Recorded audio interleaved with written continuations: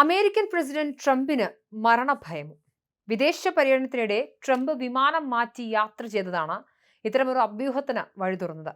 NATO ഉച്ചകോടിയിൽ പങ്കെടുക്കാൻ തുർക്കിയിലെത്തിയ ട്രംപിന്റെ മടക്കയാത്ര US രഹസ്യാന്വേഷണ വിഭാഗമായ സീക്രട്ട് സർവീസിന്റെ അടിയന്തര സുരക്ഷാ നിർദ്ദേശത്തെ തുടർന്ന് വിമാനം മാറ്റിയാണ് ക്രമീകരിച്ചത്.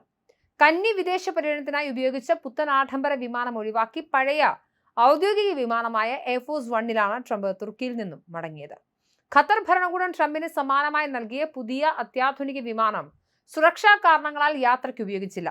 ഈ ബോയിങ് 747-8 വിമാനം നേരത്തെ തന്നെ ബ്രിട്ടനിലേക്ക് അയച്ചിരുന്നു. തുർക്കിയിൽ നിന്നും പഴയ വിമാനത്തിൽ ബ്രിട്ടനിലെ സഫോക്കിലുള്ള RAF മിൽഡൻഹാൾ വ്യോമതാവളത്തിൽ വന്നിറങ്ങിയ ശേഷമാണ് ട്രംപ് പുതിയ വിമാനത്തിലേക്ക് മാറി വാഷിംഗ്ടണിലേക്ക് യാത്ര തിരിച്ചത്. എന്നാൽ സൈനികർക്ക് പുതിയ വിമാനം കണ്ട് മനസ്സിലാക്കാൻ അവസരം നൽകാനാണ് അത് ബ്രിട്ടനിലേക്ക് നേരത്തെ അയച്ചതെന്നാണ് ട്രംപ് തന്റെ ട്രൂത്ത് സോഷ്യൽ നെറ്റ്വർക്കിലൂടെ വിശദീകരിച്ചത്. ഇവിടെ ഉയർന്ന പ്രധാനപ്പെട്ട ആശങ്ക പുതിയ എയർഫോഴ്സ് 1 സുരക്ഷ കുറവാണോ എന്നാണ്. ഔദ്യോഗിക വിശദീകരണങ്ങൾക്കപ്പുറം പുതിയ വിമാനത്തിന്റെ സുരക്ഷാ സവിശേഷതകളിലെ കുറവാണ് വിമാനം മാറ്റാൻ കാരണമെന്ന റിപ്പോർട്ടുകൾ പുറത്തു വരുന്നുണ്ട്. തുർക്കിയുമായി അതിർത്തി പങ്കിടുന്ന ഇറാനെതിരെ അമേരിക്ക പുതിയ വ്യോമാക്രമണങ്ങൾ ആരംഭിച്ച പശ്ചാത്തലത്തിൽ ഈ വിമാന മാറ്റം അതീവ പ്രാധാന്യത്തോടെയാണ് അന്താരാഷ്ട്ര മാധ്യമങ്ങൾ വീക്ഷിക്കുന്നത്. പുതിയ വിമാനത്തിന് പഴയ വിമാനത്തിന്റെ ചില പ്രത്യേക സുരക്ഷാ ശേഷികൾ കുറവാണെന്ന് പേര് വെളിപ്പെടുത്താത്ത വൃത്തങ്ങളെ ഉദ്ധരിച്ച ന്യൂയോർക്ക് ടൈംസ് റിപ്പോർട്ട് ചെയ്യുന്നുണ്ട്. തുർക്കിയിൽ നിന്നും വിമാനം പറന്നുയരുന്ന സമയത്ത് യാതൊരു വിശദീകരണവുമില്ലാതെ പ്രസ് ക്യാബിനിലെ ജനൽ കർട്ടനുകൾ താഴ്ത്തിയിടാൻ മാധ്യമപ്രവർത്തകരോട് സുരക്ഷാ ഉദ്യോഗസ്ഥർ ആവശ്യപ്പെട്ടത് ആശങ്ക ഇരട്ടിയാക്കി. ഇറാൻ തന്നെ വധിക്കാൻ പദ്ധതിയിടുന്നതായി ബുധനാഴ്ച നടന്ന വാർത്താ സമ്മേളനത്തിൽ ട്രംപ് വെളിപ്പെടുത്തിയതിന് തൊട്ടു പിന്നാലെയായിരുന്നു ഈ നാടകീയ നീക്കങ്ങൾ.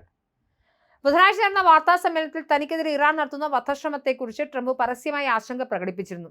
അവർക്ക് എന്നെ ഇല്ലാതാക്കണം, ഞാൻ അവരുടെ ഹിറ്റ് ലിസ്റ്റിലുണ്ട്, ഇതുവരെ എനിക്ക് അല്പം ഭാഗ്യമുണ്ടായിരുന്നു, പക്ഷേ അത് അധികകാലം നീണ്ടു നിൽക്കില്ല എന്നാണ് ട്രംപ് പറഞ്ഞത്.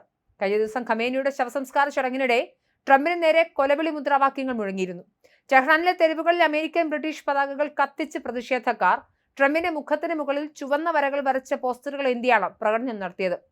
ഇന്നല്ലെങ്കിൽ നാളെ നിങ്ങളുടെ തലകൾ ഉരുളും എന്ന മുന്നറിയിപ്പുമായി നിരവധി ആളുകളാണ് ഇറാന്റെ തെരുവുകളിൽ പോസ്റ്ററുകളുമായി ഇറങ്ങിയത്. US vice president JD Vance, പ്രതിരോധ സെക്രട്ടറി പീറ്റ് ഹെഗ്സത്ത് എന്നിവരുടെ ചിത്രങ്ങളും ഇത്തരത്തിൽ ലക്ഷ്യമിട്ടിട്ടുണ്ടായിരുന്നു. ട്രംപിന്റെ ഡമ്മി ചിത്രങ്ങൾ തെരുവിൽ കെട്ടിത്തൂക്കുകയും അമേരിക്കൻ പതാകകൾ കത്തിക്കുകയും ചെയ്തിരുന്നു. 2020 ഇറാന്റെ revolutionary guards general Qasem Soleimani US drone ആക്രമണത്തിലൂടെ വധിച്ചത് മുതൽക്കേ ട്രംപിനെ വധിക്കാൻ ഇറാൻ നീക്കം നടത്തുന്നുണ്ട്. ട്രംപിന്റെ മുൻ ദേശീയ സുരക്ഷാ ഉപദേഷ്ടാവ് ജോൺ ബോൾട്ടനെ വധിക്കാൻ $3 ലക്ഷം വാഗ്ദാനം ചെയ്ത റവല്യൂഷണറി ഗാർഡ്സ് ഏജന്റിനെതിരെ US നേരത്തെ കുറ്റം ചുമത്തിയിരുന്നു. മുൻ സ്റ്റേറ്റ് സെക്രട്ടറി മൈക്ക് പോംപിയോ ഉൾപ്പെടെയുള്ളവർ ഇപ്പോഴും കനത്ത സർക്കാർ സുരക്ഷയിലാണ് കഴിയുന്നത്. തുർക്കി വിട്ടതിനു ശേഷം പുതിയ വിമാനത്തിൽ വെച്ച് നമ്മൾ നേരിടുന്നത് വികൃത മനസ്സുള്ള നീചന്മാരെയാണെന്ന് ഇറാനെ ട്രംപ് വിശേഷിപ്പിച്ചിരുന്നു. ഞാൻ എപ്പോഴും ഭീഷണിയിലാണ്, അവരുടെ ലിസ്റ്റിൽ ഞാൻ ഒന്നാമനാണെന്നും ട്രംപ് കൂട്ടിച്ചേർത്തു. കഴിഞ്ഞ വർഷമാണ് ഖത്തർ രാജകുടുംബം ബോയിങ് 747-8 വിമാനം ട്രംപിന് സമ്മാനമായി നൽകിയത്. ചുവപ്പ്, വെള്ള, നേവി ബ്ലൂ നിറങ്ങളോട് കൂടിയുള്ള ഈ വിമാനം ജൂലൈ 1 ആദ്യ സർവീസ് നടത്തിയത്. എന്നാൽ ഒരു വിദേശ രാജ്യം ദശലക്ഷക്കണക്കിന് ഡോളർ വില മതിക്കുന്ന വിമാനം US പ്രസിഡന്റിന് സമ്മാനമായി നൽകിയതിനെതിരെ അമേരിക്കയിലും വലിയ വിമർശനങ്ങൾ ഉയർന്നിരുന്നു.